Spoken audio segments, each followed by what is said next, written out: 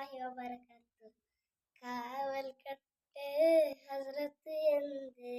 ಖ್ಯಾತರಾದ ಮೌಲಾನಾ ಮುಹಮ್ಮದ್ ಫಾಜಿಲ್ ರಜ್ವಿ ಕನ್ನಡ ನಡಿಗೆ ದೊರೆತ ಸಮ್ಮಾನ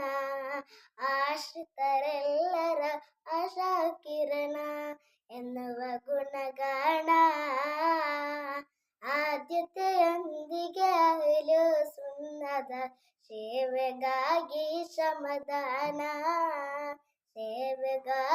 ಶ್ರಮದಾನ